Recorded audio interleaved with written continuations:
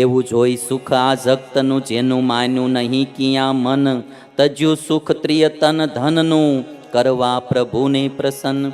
મોટા દુઃખને મટાડવા કસી કમર કરડાઈ કરી, જીતીએ કે જાય જીવથી પણ એ દુઃખમાં નાવીએ ફરી. મોટા દુઃખને મટાડવા, મોટું દુઃખ એટલે જન્મ મરણનું દુઃખ, વારે વારે જન્મવાનું વારે વારે મરવાનું. આ દુઃખ મટાડવું હોય તો ખરેખર આ ભગવાનના ભગત થવું. આ દુનિયામાં તમે બધા જાણો છો, માંડ સેટિંગ કરી રહી ત્યાં પાછું સેટિંગ વિખાઈ જાય, માંડ સેટિંગ કરી રહી ત્યાં પાછું સેટિંગ વિખાઈ જાય. ઘણાને મરતા સુધી સેટિંગ જ નથી આવ્યું લ્યો. અને અમુક અમુકને બિચારાને આવે ત્યાં વિખાઈ જાય, આવે ત્યાં વિખાઈ જાય. આમ 2-3 વાર સેટિંગ કરે ને 2-3 વાર વિખાય ત્યાં મોત આવી જાય અને મરી જાય. વળી પાછો ક્યાંક જન્મે એટલે વળી પાછું નવેસરથી સેટિંગ શરૂ કરવાનું. આમ એમ જિંદગીઓ વ્યતીત થયા કરે. એ જન્મ મરણનું મોટું દુઃખ ટાળવું હોય તો સ્વામી કે ખરેખર ભગત થવું. કાં જીતીએ ને કાં મરીએ, પણ હવે આ માર્ગ મૂકવો નહીં. એવો આગ્રહ જેણે આદર્યો કરી અંતરે ઊંડો વિચાર, નિષ્કુળ આનંદ એવા જનની શ્રી હરિ કરે છે સાર. વણ તોળી વિપત માહી વળી ધરવી અંતરે ધીરને, સદાય ન હોય સરખું હોય સુખ દુઃખ શરીરને. સ્વામી કહે છે કે ભાઈ ગમે એવા સુખ દુઃખ આવે એમાં કોઈ દિવસ ધીરજતા ન છોડવી. સુખ ને દુઃખ તો બધાના જીવનમાં આવ્યા જ કરે. આ મેં ટકા કર્યા તોય આવે જ દુઃખ ભાઈ. હા, એટલે તમારે મૂંઝાવું નહીં. બહેનો ભાઈઓ, જે બધા કથા ચેનલમાં કથા સાંભળો છો કે સતશ્રી કથા ચેનલ યુટ્યુબમાં કથા સાંભળો, મારે તમને બધાને વિનંતી કરવી, તમને નહીં મારા માટે કરું છું. કારણ કે હું ક્યારેક ઢીલો પડી જાઉં એટલે હું મને તમને બધાને કહું છું કે આ દુનિયામાં મોડું તો પડવું જ નહીં. હા, ખોટે માર્ગે જવું નહીં અને ભગવાનનું બળ રાખવું, સત્સંગનું બળ રાખવું અને ભગવાન ભજે જવા. આત્મઘાત તો કોઈ દી કરવી જ નહીં, હરેરવું તો નહીં જ. તે ઢીલું પડવું જ નહીં. નાની નાની બાબતમાં દુઃખી નહીં થયા કરવાનું. બાપુજી આમ કરે છે ને, ભાઈ આમ કરે છે ને, પત્ની આમ કરે છે ને, પતિ મારે આમ મને કહી દીધું. બહુ દુઃખ નહીં લગાડ્યા કરવાના. એ ફાઇલો ડિલીટ કરી નાખવાની બધી. બહુ કોક બોલી જાય. અમારે કબીરદાસજી એટલા માટે કીધું છે કે હાથી ચલત હે અપની ગત મેં, કૂતર ભૂંકત વાંકો ભૂંકને દો, તું તો રામ સુમીર જગ લડને દો. હાથી આયલો જાતો હોય તે કૂતરા ભણતા હોય તે કાંઈ હાથીએ ઊભું ન રહી જવાય. એને એની મસ્તીમાં હાલ્યું જવાનું હોય. કૂતરા તો ભૂંયા કરે. એમ ક્યારેય મોડું નહીં પડવાનું. બધાને મારી એક વિનંતી છે કે ખોટું લગાડવાની સિસ્ટમ ઓછી કરી નાખો. આજે આ વારે વારે દુઃખ લાગી જાય છે ને, છાછ વારે દુઃખ લાગે છે બધાને. નાની નાની બાબતમાં અમને પત્રિકા ન મોકલી, અમને આમંત્રણ ન આપ્યું, અમને લગ્નમાં ગયા તા બોલાવ્યા નહીં, અમારી હામોય ન જોયું. આવા બધા બહુ દુઃખ નહીં લગાડવાના. હા, નાની નાની બાબતોમાંથી દુઃખ નહીં લગાડવાનું. સાસુબા ક્યાંક જરાક બોલી ગયા હોય તો કે બાઈએ મને આમ કહી દીધું. હવે આપણા બા છે, જરાક કહી દે. પારકા કહી જાય કેમ સાંભળી લઈ છે? એટલે આ મેનેજર તતડાવી નાખે, નથી સાંભળી લેતા. આપણા બાપુજી છે ખીજાણા હોય, સાંભળી લેવું જોઈએ. આપણા બાપુજી છે. એટલે શેઠ હોય ને જરાક જવામાં મોડું થયું હોય નથી ખીજાતા ભાઈ. કોકની સેજ ગાડી જરાક અડી ગઈ હોય, કાંઈ નુકસાન ન ગયું હોય તોય આમ ઊભો રાખીને નથી કાતરું મારતો. અને 2-3 જણા હોય તો એકાદ થોડ થપાટી કરી લે. આપણે નથી સહન કરી લેતા. પારકાનું સહન કરી છે, ઘરનાનું નથી કરી શકતા બિલકુલ. આ આપણી બહુ મોટી મુશ્કેલી છે. પારકાનું બધું સહન કરી લે. ઉઠી જાય એવડો 25 લાખ લઈને વયો જાય તો કોઈને કહેતા નથી. ભાઈ 10 લાખ 1 લાખ નો દેતો હોય ને આખા ગામમાં કે મારા લાખ ખોટા કર્યા. હા, આપણું ગણિત આવું છે. ઉઠેલો 25 લઈને વયો જાય ને તો કોઈને કહે નહીં. કોઈ પૂછે સામે આલીને કે તમારે એમાં, મારું એમાં કાંઈ નહોતું. હા, મારું એમાં કે કાંઈ નહોતું કે બોલો. કહેવાય રાજી નહીં કે મારા એમાં ગયા. બોલો આવું છે. અને ભાઈના 25,000 લેવાના હોય તેની હાટું કેટલું બાંધે. આપણે પારકાનું સહન કરીએ છીએ, ઘરનાનું નથી કરી શકતા. એટલે નાની નાની, અને આ નવું જનરેશન જે છે ને એને દુઃખ બહુ નાની નાની બાબતમાં લાગી જાય છે. એટલે બધું જ હોવા છતાંય દુઃખી થાય છે અને સુખ ભોગવી નથી શકતા. એટલે નાની નાની બાબતમાં આપણે દુઃખ ન લગાડવું.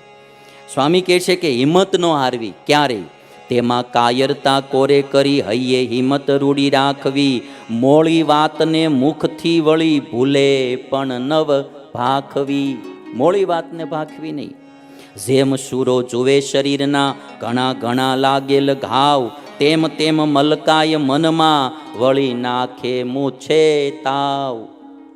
શૂરો હોય ને માણા, એને જેમ વધારે શરીરમાં ઘા પડે ને એમ માણા આમ શૂરવીર મોજમાં આવતો જાય. એને ફોસી માણસો હામાં આવે એમ મજા ન આવે. બાંગ્લાદેશની ટીમ હામી રમવા આવી તો શું મજા આવે? ઓસ્ટ્રેલિયા પાકિસ્તાન હોય તો રમવાની મજા આવે, અને એમાં જીતે તો એમ લાગે કંઈક જીત્યા. એમ મોળી ટીમો સામું તો શું હોય એમાં એમ થાય. એટલે શૂરવીર માણાને તો એ જોમ હોય. આ જરાસંધ હતો ને, એણે પેલા ભીમને લાડવા ખવડાવ્યા. એ કે તું આમ પેલા મજબૂત થા, પછી મારી સામો લડતો, મને એમ થાય કે હું કંઈક લડ્યો એમ. શૂરવીર માણાનું આખું ગણિત જુદું હોય. સ્વામી કે જેમ શૂરો જુએ શરીરના ઘણા ઘણા લાગેલ ઘાવ, તેમ તેમ મલકાય મનમાં વળી નાખે મૂછે તાવ. આમ મૂછ મવડે. જેમ જેમ વધારે ઘા પડે ને એમ જેમ વધારે દુઃખ આવે એમ જે માણા મોજમાં આવતો જાય, એ સંત કે ભક્ત હોય અને કાંઈ શૂરવીર માણા હોય. બીજાથી કામ ન થાય. ઘણે દુઃખે મુખ ઉજળું રહે શૂરવીરનું સદાય, અલ્પ દુઃખે અણોસરો રાત દિવસ રહે હૃદયામાય. વધારે દુઃખ આવે ને એમ એનું મુખ ઉજળું રહે. મારા માટે ને તમારા બધા માટે છે. સ્વામી કે શુરા સંતનું સરખું કહીએ, તન ઉપર એક તાન શુરો મરે, સંત સુખ પર હરે કરે અળગું અંગ અભિમાન. શુરવીર અને સંત એ બેયની વાત એક સરખી છે. સંકટના સમૂહમાં દિલે દિન તાણે નહીં, ચડ્યો રહે કેફ ચિત્તમાં તેને સમ વિષમ ગણતી સહી. ઈચ્છે સંકટ આવવા જેમ સાંભરે શ્રી ઘનશ્યામ, નિષ્કુળાનંદ એ ભક્ત કહીએ નારાયણના નિષ્કામ. સ્વામી કે ઈચ્છે સંકટ આવવા જેમાં સાંભરે શ્રી ઘનશ્યામ, જેમાં ભગવાન વધારે સાંભળે ને એવા સંકટ આવે એમાં એ અમુકો રાજી થાય. એનું એક વાત તમને કહું, નિષ્કુળાનંદ કહે ભક્ત કહીએ નારાયણના નિષ્કામ. એ ખરો નિષ્કામ ભક્ત છે.